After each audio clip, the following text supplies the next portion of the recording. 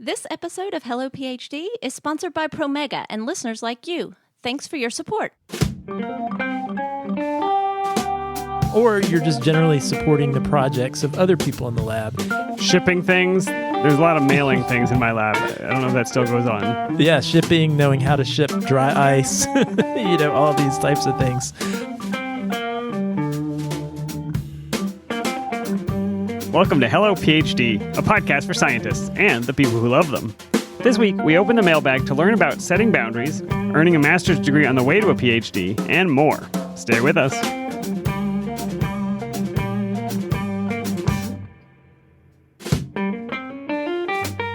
And we're back. This is Hello PhD, episode 183. I'm Joshua Hall. I'm Daniel Arneman. And we'll discuss the human side of science and life in the lab. Hey there, Dan.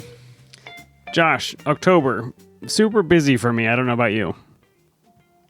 Yeah, October has been a little bit busy on my end, too. I actually have some work travel to a conference coming up in a few weeks, and I don't know what to do with myself. What is that conference that you mentioned? I don't understand what that is. Yeah, it's this weird thing where people with similar professional interests fly across the country to come together in person to talk about stuff. It's really strange. It must be a new thing. Something from the before times. Yeah, I also have been taking risks with my health. So bringing you today's ethanol selection, Josh, we have the Clawhammer Oktoberfest from Highland Brewing in Asheville, North Carolina. And while I didn't go to the Asheville Oktoberfest, I did fly up to see my brother in Boston. We went out to the Harvard Square Oktoberfest and had an amazing time. It was just, I don't know if anybody listening has been to the Harvard Square Oktoberfest. It's tens of thousands of people, allegedly, and really exciting and fun. Did you have any of those large steins full of beer? No, it's very odd the way that they serve ethanol. You have to be standing inside these cordons. They have like a little area where you are allowed to be, and you drink out of plastic cups, just like the ancient Germans did. But the fun part is, and this is what's really unique about Boston, I have never seen this anywhere else, there are marching bands composed of adults. So you know how in high school everybody plays some musical instrument in the marching band, and then they put it away and it collects dust for the rest of eternity. For some reason in Boston, it's a thing where adults past their high school years pick up these instruments, form their own kind of ad hoc marching bands, and there are tons of them. There are probably 20 marching bands. These are marching bands, not just bands. Like they don't just play together at home, but they have some specific marching they do. They definitely did some marching at the Oktoberfest. Now, I don't know if they also play other venues and events, but each one has its own style. They choose their own kind of way to dress. It's obviously not formal uniforms, but they have a style. They pick their own music, and I just love it. I just love the idea of taking that skill that you spent all those years developing and continuing to use it. And one of the, I don't know if the whole group or the whole ensemble is called this, but at least one of them is called the Honks. And so you can look up the Honks Boston and find a reference to this. That is fascinating, Dan. It's ironic you mentioned that. When I was in middle and high school, I was a trombone player in the band. This is for you, Josh. And recently my son now is at an age in school where they had the opportunity to play an instrument if they would like, and he chose the trombone. So we actually dusted off my old trombone that was in the basement of my parents' house and is now here. And I am happy to report I actually remembered at least the B-flat scale that I was able to show off for my son. So it's not fully rusted? No, it's in great shape. It's been in a case. Amazing. It's fun. It's fun. So, well, that's great, Dan. Thanks for sharing that story, and I'm glad you got to go out to experience some Oktoberfest celebration. I'm also glad I'm enjoying this Clawhammer Oktoberfest that I believe I picked up when I was with you in North Carolina. I picked it out because, one, I love Oktoberfest. Two, I also love banjo music and Clawhammer, a style of playing banjo. So that's what drew me. But this is a good one. This is a good representation of a solid Oktoberfest for those who celebrate. Little known fact, Clawhammer, also a style of hammer. There you go. All right, Dan. Well, we have some people to thank. Wanted to give a special thank you to our friends at Promega. Are you exploring a new career path? taking next steps, thinking about a career change.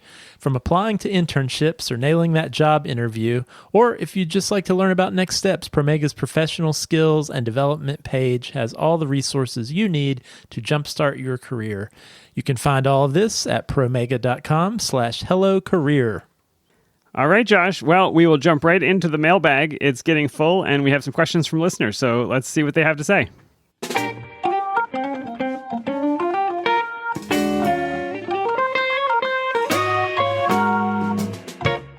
All right, Dan, always great to get questions from listeners, and we have a few that we're going to talk about today. Yep. First one is a clarifying question. It comes from Cindy. She writes, "Hi, guys. A while ago, one of you mentioned that the number of applications to spots at your university. I was discussing this with my brother-in-law, who's a biochemist cancer research scientist.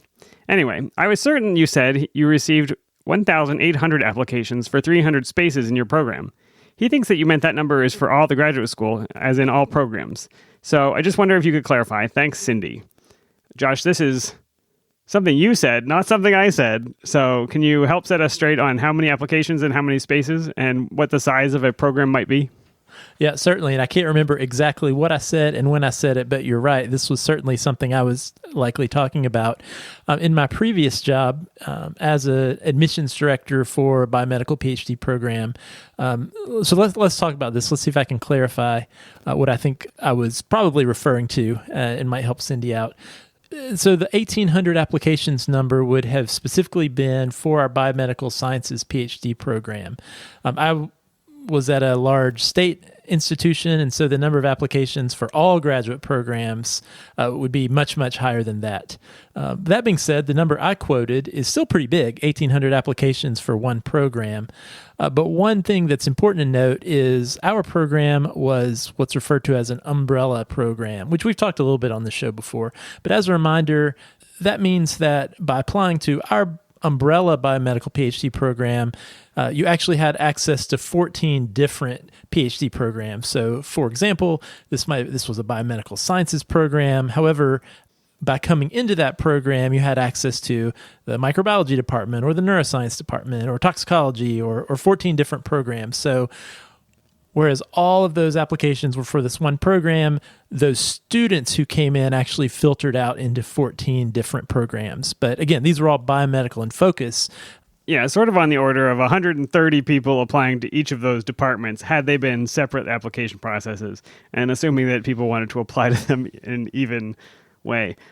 One other point of clarification, Dan. So Cindy mentioned 300 spaces in the program. What I was probably referring to out of those 1,800 applications was around 300 who would then get an interview. And so one thing we've talked about on the show before, at least for biomedical PhD programs, there's usually this multiple step process where you apply and then a subset of applicants will get an interview and then a subset of those will get an offer.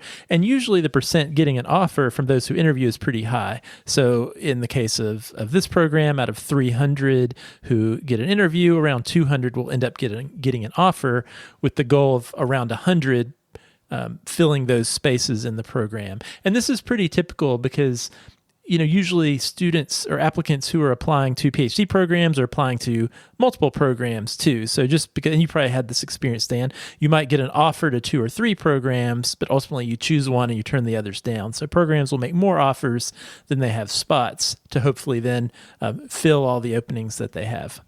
That makes total sense to me, Josh. And so the math works out to something like 7 students for each department that participate in that umbrella, which that feels kind of like a normal number of students maybe joining a program each year, considering that there are other students that have moved on, they stay there for 5 years. So that cohort will move through together, but they will stay for some unknown amount of time and the department has to support them. So it has to be a smaller number. One thing I wanted to ask, of those 100 students that join the umbrella program, do they distribute pretty evenly among the 14 departments, or are there certain popular topics that come and go year by year? Yeah, that's a good question, and they don't. So it's not like out of 100, there's 100 students who come into the umbrella program, there's 14 programs, so you divide 100 by 14, and that's how it works. That's actually not how it works. You might remember this, or maybe you don't, Dan, but the different departments and different programs are not all the same size. So there will be some programs that are larger, that might have more students because they have more faculty that are affiliated with that program. I can say as an example, a program like our genetics and molecular biology PhD program might have had a lot more students than something that was much more specific, like pathology, for example. So, but all this, programs, and our program was no different than any other. We took all of that into account when thinking about the interests of the applicants and how many students to make offers to. So, and that's actually one thing that I know leaders of umbrella programs and really any program want to make sure. Like, what you don't want is, if you're bringing in 100 students who are going to filter into different departments, you'd want to be careful that you don't bring in 100 neuroscience interested students and 0 microbiology students, for example, because there just wouldn't be room in the neuroscience labs to accommodate those students. So there's really a lot of this sort of planning and estimating that goes on behind the scenes to try to make all this work out. Because again, all these departments who are part of the umbrella program, all these faculty, they want students from this process. And so they want to make sure students who are interested in the type of work that they do are going to be represented in that incoming class. So there's really a lot of work that goes on behind the scenes to hopefully make that happen. That makes total sense. And I'm sure you could start a whole podcast just on how to run grad school recruiting and admissions programs, Josh. But I don't think a lot of people would listen. So maybe we'll save that for another time. I wanted to point out, Cindy sent a little PS, and I really like this. She said, I started listening to your podcast when my daughter was applying to grad school. She was fortunate to get accepted. She reached out to her PI and made a great impression. I love this because I always start the show with, and the people who love them. And I sort of say it as a joke. But the reality is, if you are somebody who knows somebody going into graduate school, maybe it's your child, a niece, a cousin, whoever it is, you can listen, pass on the advice, or you can pass along the show to them. And I appreciate Cindy listening and writing in to join the conversation. Yes, thank you, Cindy. And also, if there are any other people who love them out there, if you have a grad student in your life that you love and that's how you started listening to the show, not because you yourself are going through this training, but someone you know or love is, let us know. We'd like to hear that you're out there too. That's cool. All right, Josh, would you be willing to read us the next question? I sure will, Dan. All right, so this one comes from Veronica. And Veronica says, I just listened to the TA teaching episode and wanted to give some response. First, the MS en route, which is referring to master's degree en route, to a PhD is super important point for you to bring up. For myself, I enrolled straight in a PhD position without getting a master's first.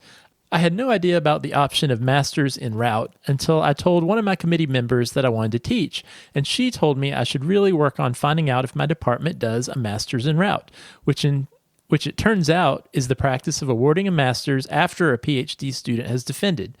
For me, this was a great relief during that critical time in my PhD when I was considering quitting.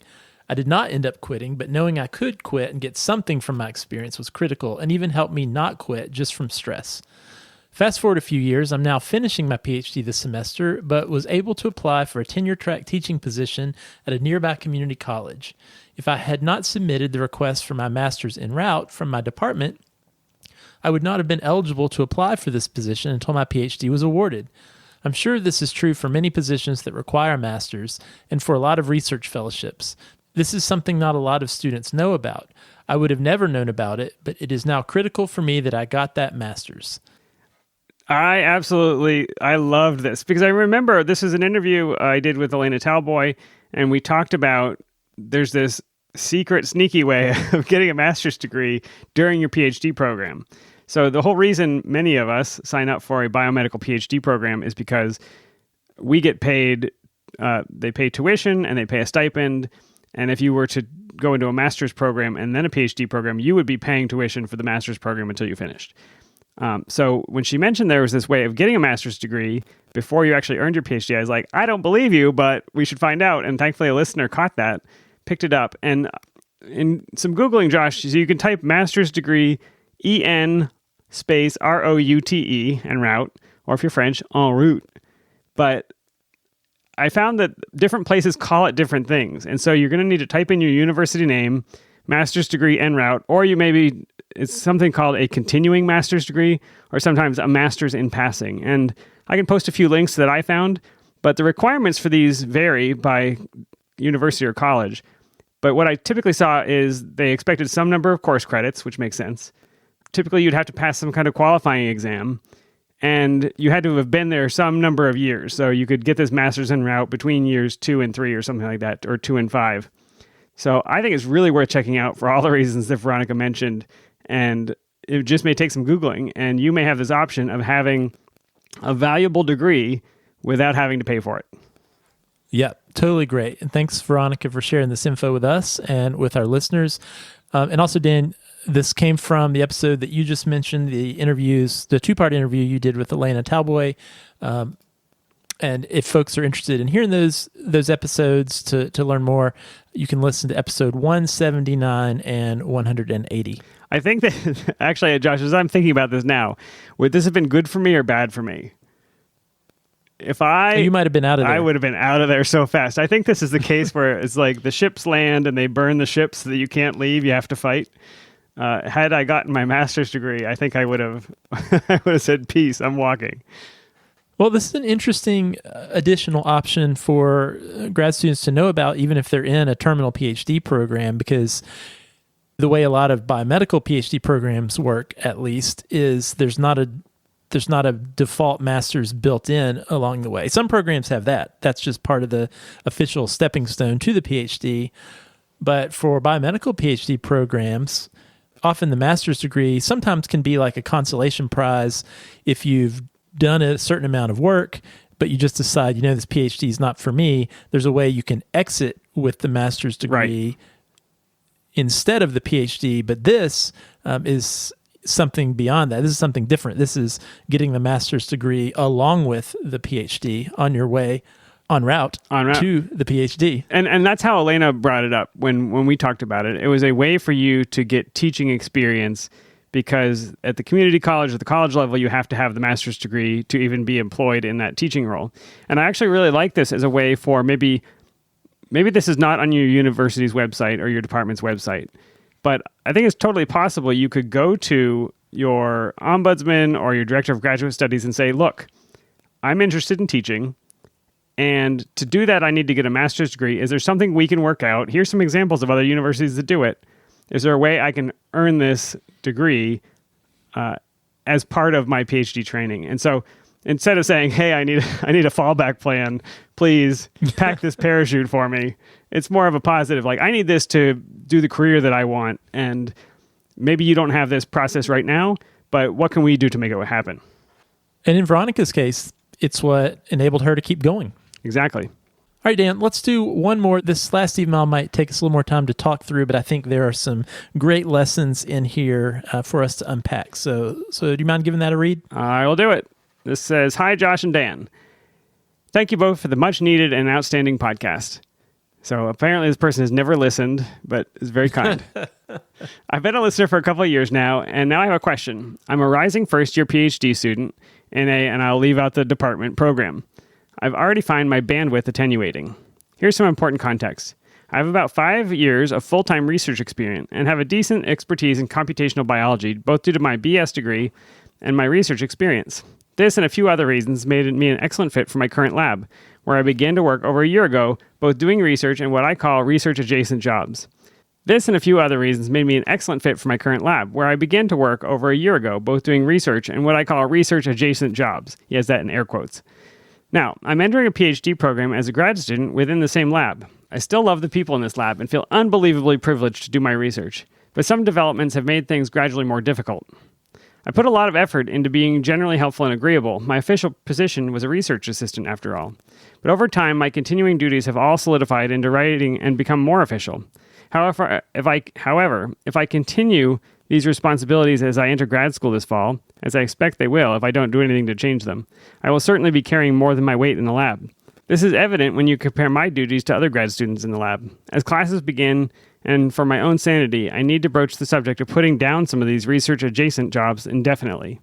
How would you suggest starting this conversation with my higher-ups? I can't help but feel selfish despite knowing rationally that my request will be fair and necessary to avoid burnout. Thanks. All right, and this comes from anonymous listener, Mike. We just made up a name. That's what it is today. All right, well, hi, Mike. First of all, thanks for writing in. And I think there's a lot to discuss here, Dan. I think there's several different angles here. And one of the things that I wanted to first point out is Mike is joining a lab for his PhD that he already worked in as a research assistant. I'm going to probably also use that term synonymous with the term a lab tech, a technician in the lab, which is sort of a similar circumstance to what I think Mike is talking about here. And I think there can be some advantages to joining the same lab for a PhD that you worked in previously as a technician or research assistant or as an undergrad. One, I think there's minimal ramp-up period, and you can really hit the ground running on your PhD. You might have even already done some work that gets you on your way towards your first publication.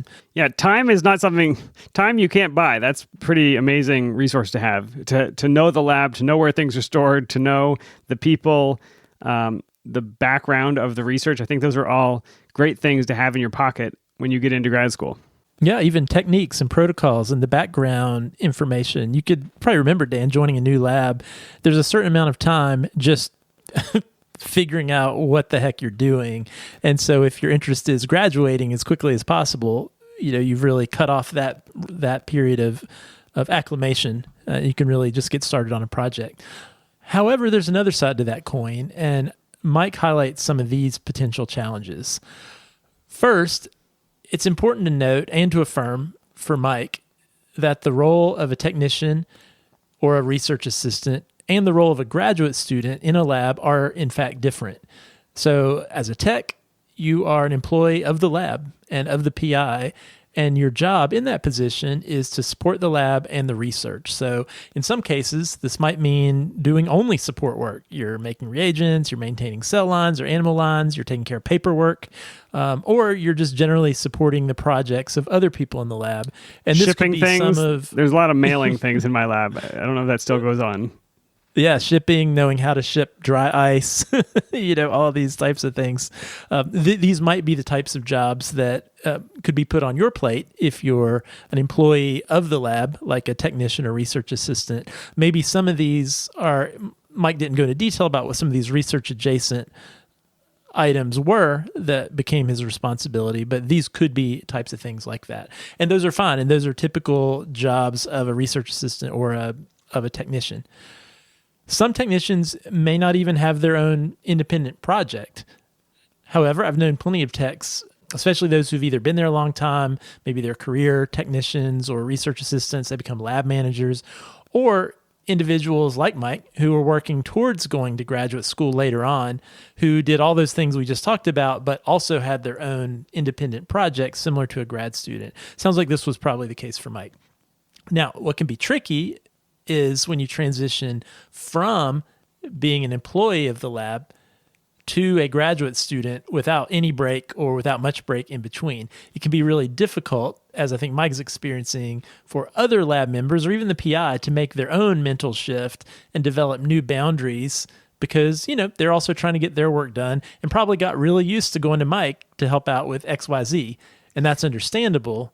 But Mike, you're absolutely right that it's time to start having some conversations about some new boundaries now that you're a PhD student and you have a new set of goals and reasons for being there.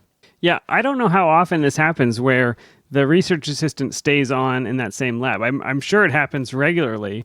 In many cases, that research assistant or technician gets into grad school somewhere entirely different, or maybe they go to the same university because that's where their family is, but they end up in a different lab, and that's totally normal too. In that case, you have the clean break. Nobody expects you to be the lab manager in that situation.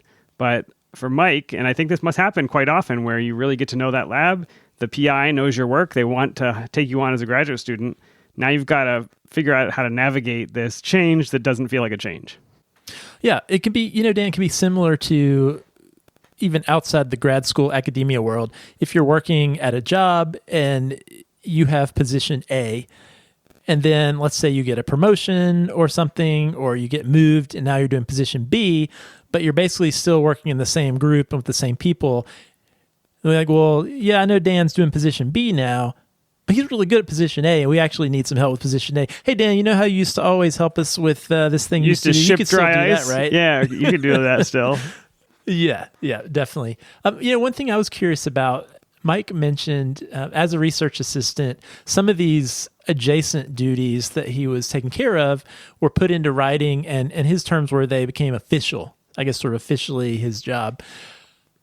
I think that could be a good thing because, first of all, it gives you something concrete to discuss and something concrete to ask for. It's not like, hey, I feel like you're kind of generally giving me these extra things to do that aren't my job. But actually, there's these specific tasks in writing that have historically been your role when you were a research assistant, that now that you're a grad student, you can go to your PI and say, hey, when I was a research assistant, my duties were ABC, as we wrote down here.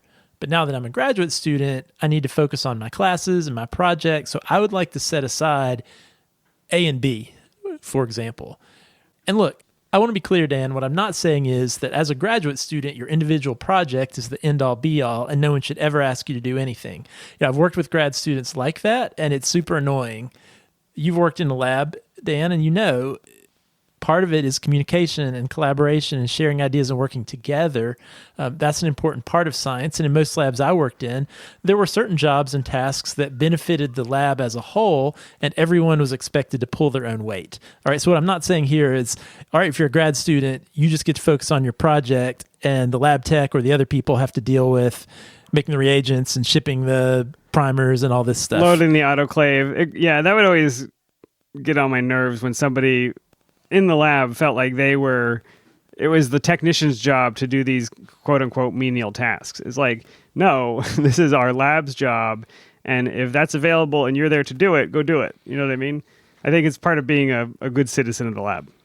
Definitely. And so that's not what we're advocating for.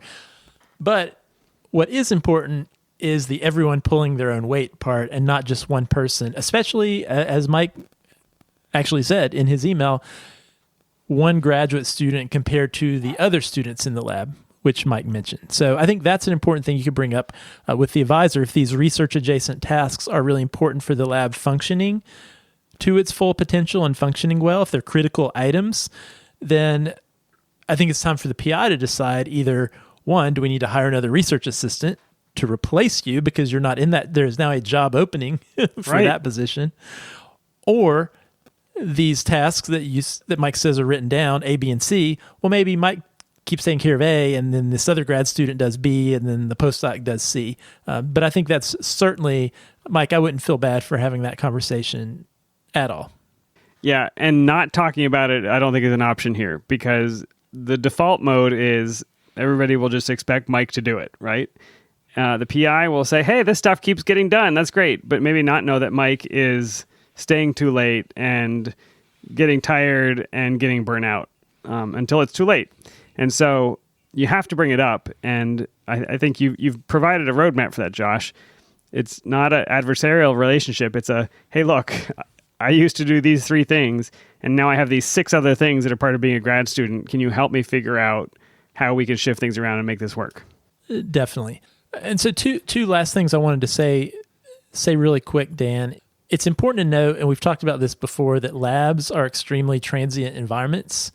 So, Mike, you're probably going to be a grad student in this lab for the next 4 to 5 years. And at some point, most, if not all the people in the lab will be people who only know you as the grad student and not the research assistant who used to do these other tasks, which again is, one, that's a good thing. So I think some of this will could fade away over time.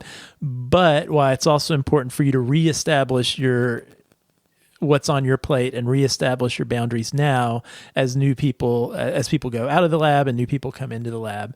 And the last thing, Mike, that I think is worth saying is clearly you've proven yourself to be a valuable member of this lab. I mean, the fact that he worked there for a year and then after that, the PI was eager to have him join as a PhD student. That's a big commitment for a faculty member to take on. And, a lot of times advisors, you're kind of making these decisions based on just a few weeks in the lab, or in some cases like a Zoom meeting. And so the fact that your advisor has worked with you for a year and is excited to have you on as a PhD student, it means you're on the right track and you're clearly a valuable member of this lab. But we certainly agree and affirm that it is very important to set these boundaries now. Ideally, that comes from the PI. So you need to set up that meeting, and I think you're fully justified in having this conversation. And I think it's going to go well. I guess if it doesn't, let us know. That's right. Did we give bad advice?